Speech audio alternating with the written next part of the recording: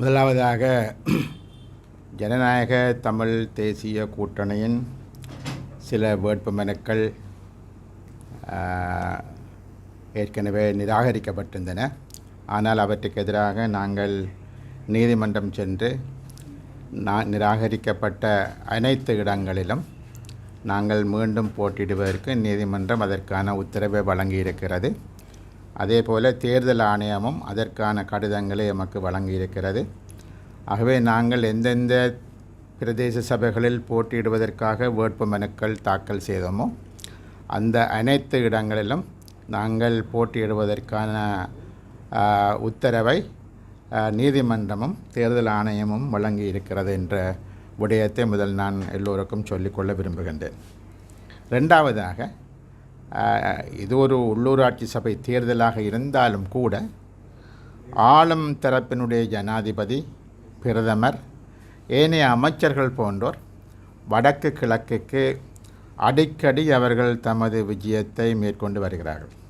அடிக்கடி விஜயம் மேற்கொள்வது மாத்திரமல்ல, ஒரு விதமான எச்சரிக்கையையும் தமிழ் மக்களுக்கு அவர்கள் வெளியிட்டு வருகிறார்கள். அதாவது அவர் முக்கியமான ஒரு பிரச்சனையாக இப்பொழுது பேசப்படுகிற விடயம் என்னவென்றால்,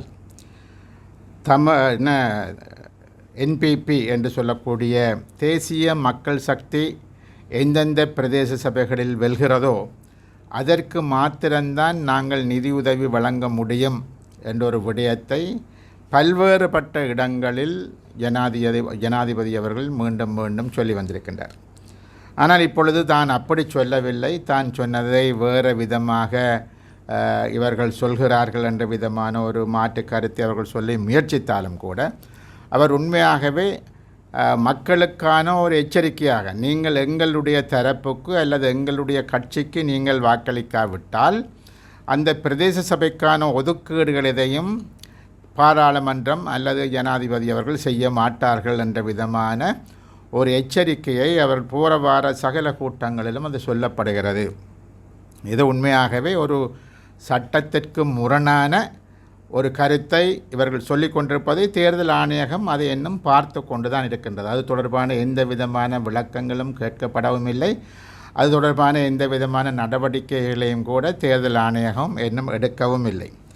ஆகவே தொடர்ந்து அவ்வாறான ஒரு பிரச்சாரம், அவை நாங்கள் ஆளுந்தரப்புக்கு வாக்களித்தால் மாத்திரம்தான் அது பிரயோசனமானது என்ற ஒரு கருத்து பரவலாக சொல்லப்படுகிறது. ஆனால் உண்மையான விடயம் என்னவென்றால், நான் ஏற்கனவே குறிப்பிட்டிருக்கிறேன், உள்ளூராட்சி சபைகள் அனைத்தும் மாகாண சபைகளுக்கு கீழே வரக்கூடியவை. ஆகவே மாகாண சபைகளுக்கு ஊடாகத்தான் உள்ளூராட்சி சபைகளுக்கான நிதி ஒதுக்கீடுகளை செய்ய முடியும். அவை மாகாண சபைகளுக்கான ஒதுக்கீடுகள் என்று வருகிற பொழுது உள்ளூராட்சி சபைகளுக்கு எவ்வளவு ஒதுக்கீடுகள் தேவை என்பதை மாகாண சபை பாராளுமன்றத்தினுடைய நிதி குழுவுக்கு அறிவிப்பதனூடாக அது அதனுடைய வரவு செலவு திட்டத்தில் அவர்கள் எவ்வளவு தூரம் ஏற்றுக்கொள்கிறார்கள் என்ற அடிப்படையில் தான் இந்த விடயங்கள் நடக்கும்.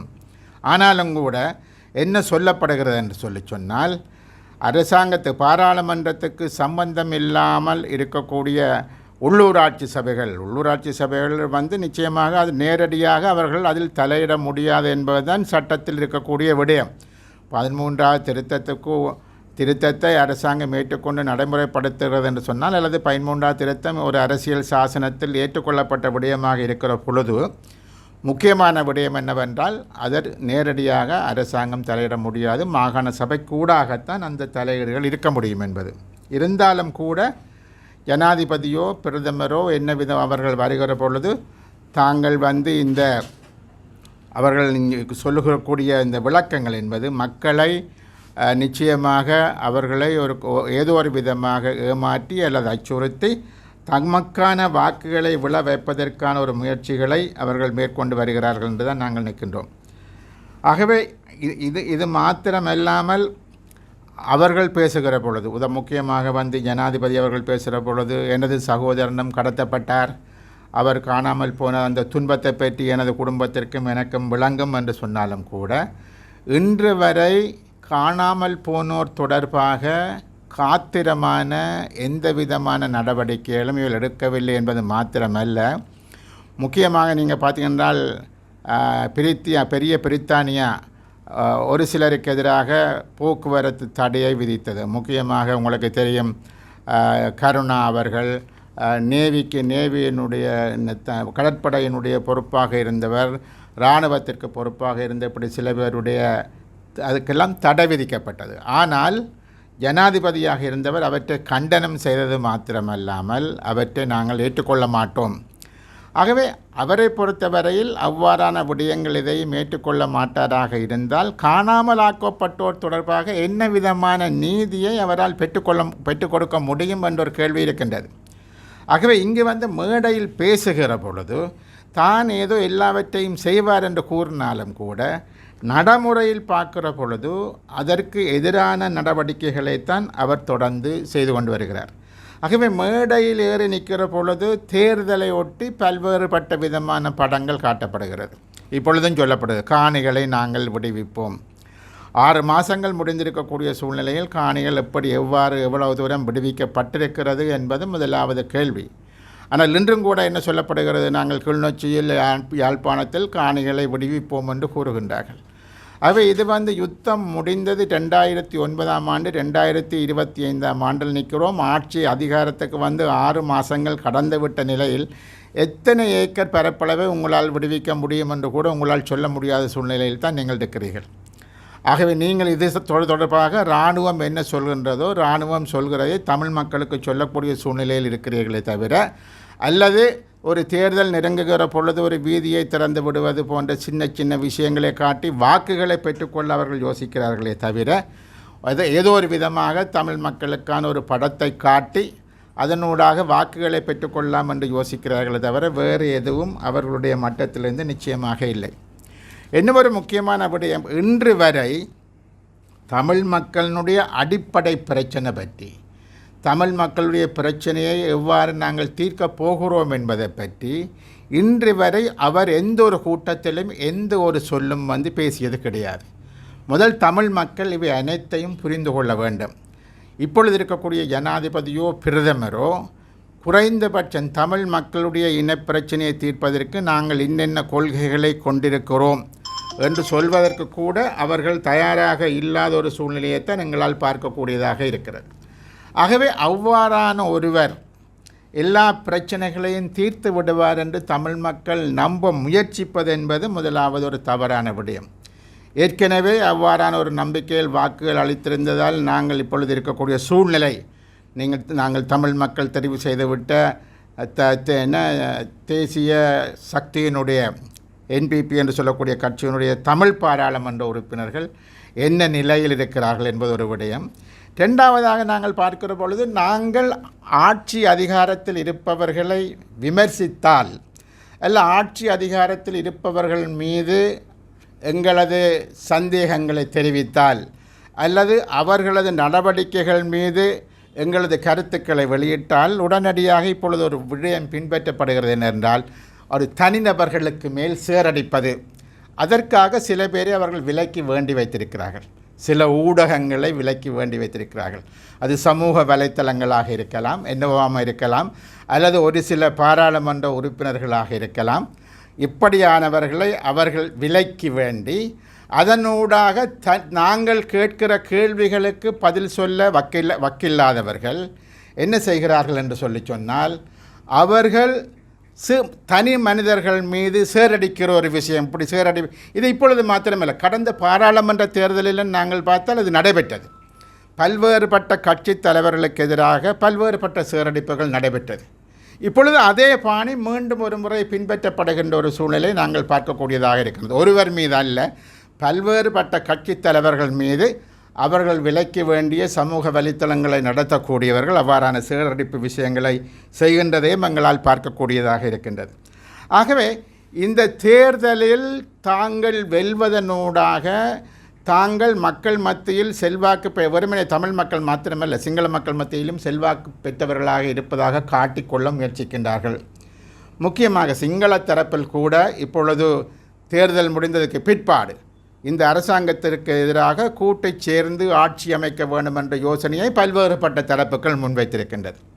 அதே போல தான் வடக்கு கிழக்கிலும் அதே விதமான நிலவரங்கள் தான் இருக்கின்றது. ஆகவே இந்த நிலையில் இவர்கள் தாங்கள் வெல்வோம் என்று எதிர்பார்ப்பது எல்லாம் ஒரு பகல் கனவாகத்தான் நிச்சயமாக இருக்க முடியும். அவை தமிழ் மக்கள் இந்த கருத்துக்கள் அனைத்தையும் புரிந்து கொண்டு இந்த அரசாங்கம் தன்னை ஒரு முற்போக்கான தமிழ் மக்களுடைய பிரச்சனைகளை தீர்க்கக்கூடிய இனவாதமற்ற மதவாதமற்ற என்று சொல்லக்கூடிய இந்த அரசாங்கம் தமிழ் மக்கள் அல்லது தமிழ் பேசும் மக்கள் பெரும்பான்மையாக வாழக்கூடிய வடக்கு கிழக்கு மாகாணங்களில் அந்த சிங்கள மேலாதிக்கத்தை விடுத்து அங்கு தமிழ் நிர்வாகத்திற்கு முன்னுரிமை கொடுக்க வேண்டும். உங்களுக்கு வவுனியாவை நாங்கள் பார்த்தோமாக இருந்தால் அது ஒரு சிங்களஜியை தான் இன்னும் இருந்து கொண்டிருக்கிறேன். ஆனால் அது மிக பெருமளவில் தமிழ் பேசக்கூடிய ஒரு இடம். அதே போல் முன்னர் நமக்கு ஒரு சீஃப் செக்ரட்டரி இருந்தார், இப்பொழுது மாற்றப்பட்டிருக்கலாம். அதே போல் உங்களுக்கு ஹெல்த் சுகாதாரம் சம்பந்தமாக ஆகவே இப்படி பல்வேறுபட்ட இடங்களில் நீங்கள் பார்த்தீங்கன்னு சொன்னால் மிக பெரும்பான்மையாக தமிழ் பேசும் மக்கள் வாழக்கூடிய இடங்களில் இன்னும் கூட அந்த சிங்கள எதேச்சாதிகாரத்தை அல்லது மேலாதிக்கத்தை நிலைநிறுத்தக்கூடிய வகையில் தான் இவர்களுடைய செயற்பாடுகளும் இருந்து கொண்டிருக்கின்றது. ஆகவே நாங்கள் முன்வைக்கக்கூடிய இந்த குற்றச்சாட்டுகளுக்கு அல்லது விமர்சனங்களுக்கு அல்லது இந்த கருத்துக்களுக்கு நீங்கள் இயலுமாக இருந்தால் இந்த கருத்துக்களை நீங்கள் சரியான முறையில் அதற்கான பதிலை சொல்ல வேண்டும். இல்லை நீங்கள் சரியான முறையில் நடக்கிறீர்களாக என்று சொன்னால் அதனை சரியான கருத்தாக சொல்ல வேண்டும். அதனை விடுத்து நீங்கள் விலைக்கு வேண்டிய ஊடகங்களினூடாக குற்றச்சாட்டுகளை சுமத்துவது என்பது ஏற்றுக்கொள்ளக்கூடிய விடயமல்ல. ஆகவே வருகிற மாதம் 6ஆம் தேதி வரக்கூடிய இந்த உள்ளூராட்சி சபை தேர்தல் என்பது தமிழ் மக்களை பொறுத்தவரையில் அது மிக மிக முக்கியமானது. ஏனென்று சொன்னால் அந்த தேர்தலை வைத்துக்கொண்டு தமிழ் மக்களுடைய எதிர்காலத்தையே இல்லாமல் செய்யக்கூடிய ஒரு வழியை இந்த அரசாங்கம் செய்ய முயற்சிக்கிறது. தயவு செய்து தமிழ் மக்கள் அதனை புரிந்து கொள்ள வேண்டும். ஆகவே அந்த வரக்கூடிய தேர்தல் முடிவுகளை வைத்துக்கொண்டு இது எல்லாமே தன்னுடைய கட்டுப்பாட்டுக்குள் இருக்கிறது. தமிழ் தரப்பு என்பது இல்லை தமிழ் தலைவர்கள் இதிலிருந்து விலத்தி கொள்ளலாம். இப்பொழுது தையிட்டு பிரச்சனை சொல்லப்படுகிறது தானே, தையிட்டு பிரச்சனைக்கு சொல்லிடணும். இதுக்குள்ள தமிழ் தலைவர்கள் யாரும் தேவையில்லை, தமிழ் அரசியல் பிரமுகர்கள் தேவையில்லை, நாங்கள் புத்தபிக்குகளோடு பேசி பிரச்சனையை முடிப்போம். இப்போ என்னத்துக்கு ஒரு கட்சி இருக்குது, என்னத்துக்கு அரசியல் தலைவர்கள் இருக்கிறார்கள்?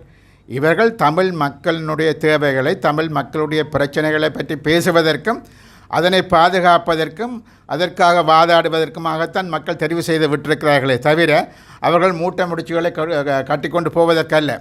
ஆகவே உண்மையாகவே ஜனாதிபதி அவர்கள் ஒரு நேர்மையானவராக இருப்பாராக இருந்தால் என்ன செய்ய வேண்டுமென்றால் இந்த தமிழ் தலைவர்களை கூப்பிட்டு அவர்களுடன் பேசி இந்த பிரச்சனைகளை ஒரு தீர்வுக்கு கொண்டு வர முயற்சிக்க வேண்டும். ஆனால் அவர்கள் எல்லாரையும் ஒதுக்கிவிட்டு அவர் புத்தபிக்குகளுடன் மாத்திரம் பேசி பிரச்சனையே புத்தபிக்கு மாதிரி தானே. ஆகவே அப்படி இருக்கிற பொழுது இதனை எவ்வாறு அவர் தீர்ப்பார் என்று சொன்ன பல கேள்விகள் இருக்கின்றது. அது இந்த வரக்கூடிய தேர்தலை பொறுத்தவரையில் தமிழ் மக்கள் தயவு செய்து இவர்கள் சொல்லக்கூட பசப்பு வார்த்தைகளை நம்பாமல், இவர்கள் சொல்கின்ற பொய்களை நம்பாமல், இவர்கள் காட்டக்கூடிய படங்களை நம்பாமல் நிச்சயமாக நீங்கள் ஒரு சரியான முடிவுகள் எடுத்து செயற்பட வேண்டும் என்பது அனைத்து தமிழ் தரப்புகளினுடைய கோரிக்கையாகவும் இருக்கின்றது. ஜனநாயக தமிழ் தேசிய கூட்டணி முக்கியமாக இந்த நேரத்தில் இந்த கருத்துக்களை உங்களுக்கு தெளிவுபட கூறுவது மாத்திரமல்ல, நீங்கள் சங்கு சின்னத்துக்கு வாக்களிப்பதனூடாக நிச்சயமாக நாங்கள் பாரிய மாற்றங்களை, அதாவது அரசாங்கம் சொல்லக்கூடிய ஊழலற்றதிலும் விட மிக மிக நேர்மையான திறமையான பிரதேச நிர்வாகங்களை நடாத்துவதற்கு நிச்சயமாக நீங்கள் ஜனநாயக தமிழ் தேசிய கூட்டணியினுடைய சங்கு சின்னத்திற்கு வாக்களிக்க வேண்டும் என்றும் நாங்கள் கேட்டுக்கொள்ள விரும்புகின்றோம். நன்றி. பாராளுமன்ற உறுப்பினர்கள் விளையாட்டுக்கழகங்களுக்கு நிதியுதவிகள் மற்றும் அன்பளிப்புகளை வழங்கி நிச்சயமாக இது முழுக்க ஒரு பிழையான ஒரு விடயம் மாத்திரமல்ல, இது லஞ்சம் கொடுப்பதற்கு தயாரான இந்த அரசாங்கம் லஞ்சத்துக்கும் ஊழலுக்கும் எதிராக போராடுவதாக இருந்தால் முதலாவதாக இந்த மக்களுக்கு லஞ்சம் கொடுக்கின்ற நிகழ்வை முதலாவதாக நிறுத்த வேண்டும். அது எந்த ஒரு பாராளுமன்ற உறுப்பினரோ கட்சி தலைவர்களோ யாரோ இவ்வாறான விளையாட்டு குழுக்களுக்கோ அல்லது வேறு எங்கோ என்ன விதமான உதவிகள் ஒத்தாசைகள் தேர்தல் காலத்தில் செய்தாலும் அது வாக்குகளை பெறுவதற்கான லஞ்சமாகத்தான் கணிக்கப்படும். தேர்தல் ஆணையகம் அது சம்பந்தமான காத்திரமான நடவடிக்கைகள் எடுக்க வேண்டும். ஆனால் நாங்கள் பார்க்கின்ற பொழுது ஆளுந்தரப்புக்கு அவர்கள் விசுவாசமாக போகிறார்கள் என்று சொன்ன பல கேள்விகள் இழக்கக்கூடிய நிலையில் தான் இருக்கிறது. என்று சொன்னால் ஜனாதிபதியினுடைய பேச்சுக்கு எதிராக எந்த விதமான காத்திரமான நடவடிக்கைகள் இதுவரை எதுவும் எடுக்கப்படவில்லை. இப்படியான விஷயங்கள் இந்தியாவில் நடக்குமாக இருந்தால் தேர்தல் ஆணையகம் உடனடியாகவே அவர்களை கூப்பிட்டு அதற்கான அதற்கான கருத்துக்களை அதற்கான பதில்களை கேட்கின்ற பல விஷயங்களை நாங்கள் முன்னால் பார்த்திருக்கின்றோம். ஆகவே தேர்தல் ஆணையகம் என்பது குறைந்தபட்சம் இந்தியாவை பார்த்தாவது ஒரு நேர்மையான சுதந்திரமான சரியான தேர்தலை வைப்பதற்கு அவர்கள் முயற்சி செய்ய வேண்டும் என்று நான் கேட்டுக்கொள்ள விரும்புகின்றேன். மெண்டல் ஆக்களுக்கான பதில்களை நான் சொல்ல விரும்பவில்லை. அதாவது மெண்டலாகவே இருந்துட்டு போகட்டும்.